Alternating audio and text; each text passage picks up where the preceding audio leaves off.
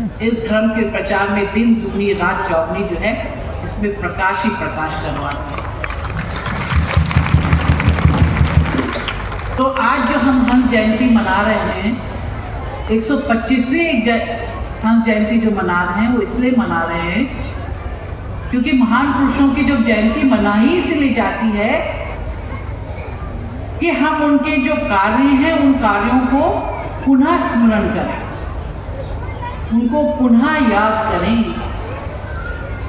और उन्होंने जो कर्म करने की शिक्षा हमको दी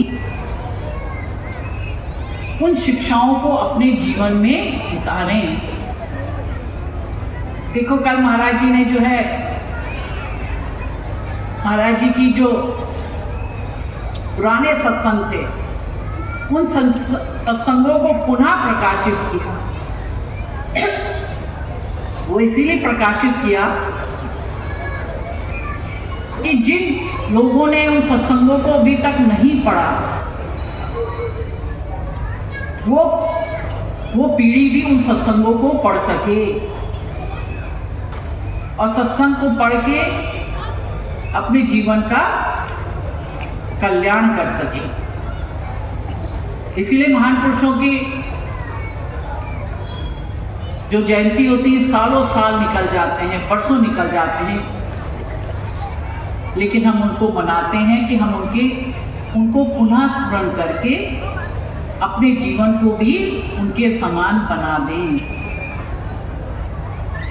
हम सच्चे शिष्य, सच्चे भक्त तभी तो कहलाने योग्य होंगे कि जब हम उनकी जो शिक्षाएं हैं, उनकी जो बातें हैं, उन्होंने जो दिशा में हमको चलने के लिए हमें प्रेरणा दी, जिस मार्ग में चलने के लिए हमको बताया, उस मार्ग में हम चलें, उस मार्ग को हम प्रशस्त करें। ये सामने कितने सुंदर फूल खिलेंगे, लेकिन फूलों की खुशबू कब तक है? जब तक ये फूल जो है खिले हुए हैं।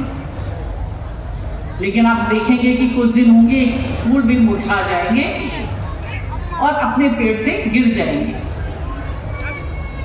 तो इन्हीं पुष्पों की तरह एक मानव का जीवन भी होता है, जन्म होता है, बड़ा होता है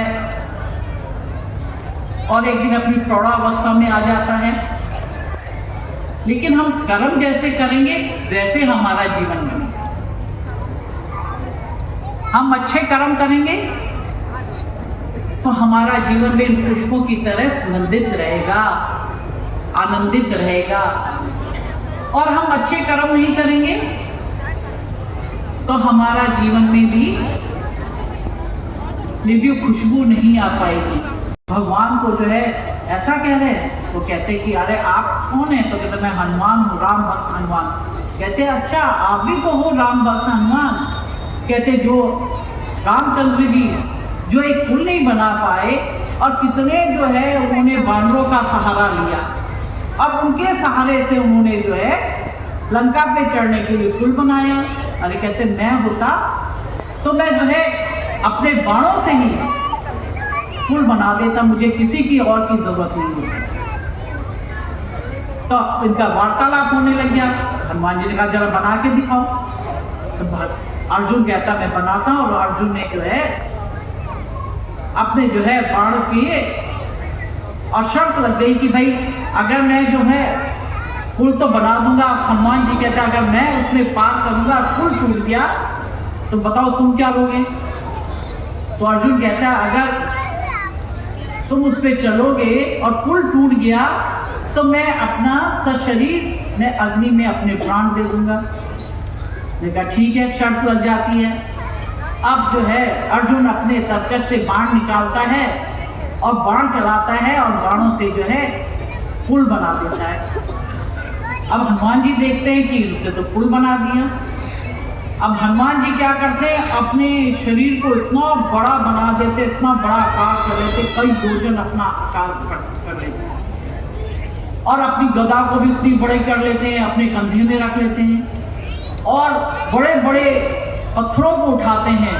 समुद्र के किनारे जो बड़े पत्थर होते हैं और उनके अपने रोए में बांध के वो इतना भारी अपने शरीर को कर देते हैं कि जैसे पुल में एक कदम रखते हैं वैसे ही वो पुल धाराशायी हो जाता, टूट के बिखर के गिर जाता है।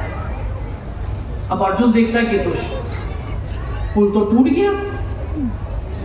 अब क्षत्रिय का वचन है, क्षत्रिय ने जो बोल दिया तो करूंगा। तो कहते कि ठीक है हनुमान जी, कि पुल टूट गया और मैंने आपको वचन दिया था कि पुल टूटेगा तो मैं सशरीर अग्नि में अपने शरीर को जला दूंगा। वो लकड़ी लाते हैं और जो है अग्नि को प्रज्वलित कर लेते हैं। हनुमान जी कहते नहीं नहीं भाई तुम ऐसे मत करो, मैं नहीं चाहता कि तुम अपने शरीर को इस तरह से त्याग करो। लेकिन वो कहते नहीं मेरा तो वचन है, मैं तो क्षत्रिय हूँ, वचन है, मैं तो अपने शरीर को जलाऊंगा। तब जो है भगवान श्री कृष्ण को भी पता लग जाता है कि भाई मेरा भक्त है जो अर्जुन, उस पर ये विपदा आई है।